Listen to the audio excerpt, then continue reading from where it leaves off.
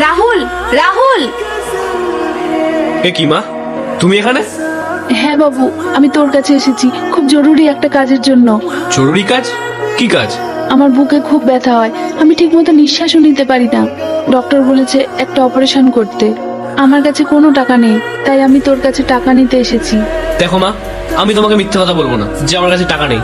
আমার কাছে টাকা আছে, বাট সেগুলো এমার্জেন্সি পারপাসের জন্য রাখা রয়েছে। আর তুমি তো খুব ভালো করেই জানো যে এই শহরে কত খরচা।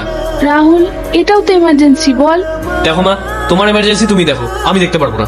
বাবু, আমার কাছে যা টাকা পয়সা ছিল, জমি জায়গা ছিল, আমি সব তোদের দুই ভাইকে ভাগ করে দিয়েছি। এখন আমি কোথায় টাকা পাবো বল? ব্যাস, সবকিছু শেষে তোমার এই একটাই কথা। এই দেখো মা, আমি তোমাকে ভালোভাবে বলছি, তুমি এখান থেকে চলে যাও। আর পাইলে এখনই যদি এসে দেখে যে তুমি এখানে আছো, না জানিও কত অশান্তি করবে। তাড়াতাড়ি যাও এখান থেকে। রাহুল, রাহুল।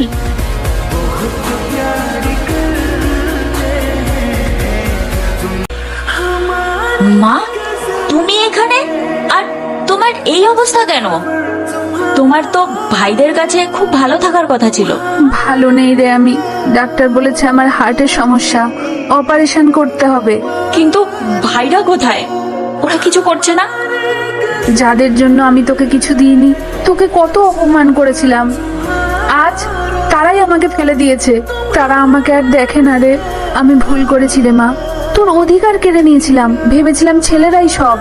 মা, সেদিন যখন তুমি বলেছিলে যে বিয়ে হয়ে গেছে বলে আমার বাপের বাড়ির সম্পত্তির ওপর কোনো অধিকার নেই, আমি সেদিন তোমাকে অনেক বোঝাতে চেয়েছিলাম। আমি নিজের জন্য কিছু বলেছিলাম না।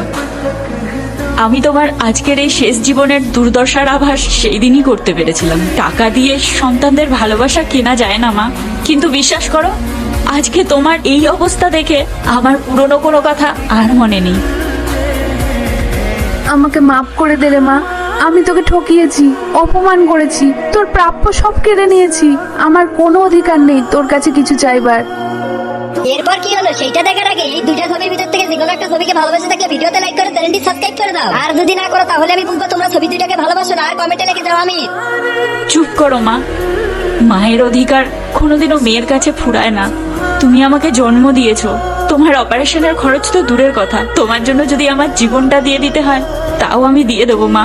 আমি তোকে চিনতে পারিনি রে মা, ছেলের গর্ভে আমি মেয়েকে হারিয়েছিলাম। আমার মতো পাপির তো এটা হওয়ারই উচিত ছিল। ওসব ছাড়ো মা, তুমি আর কোথাও যাবে না, তুমি এখানেই থাকবে। ডাক্তার দেখাবো আমি তোমাকে, আর এই মাসেই তোমার অপারেশনের ব্যবস্থা করব। আজ বুঝলাম সম্পত্তি দিয়ে সন্তানকে কেনা যায় না। আর 100টা ছেলে থাকার থেকে এরকম একটা মেয়ে থাকা অনেক ভালো।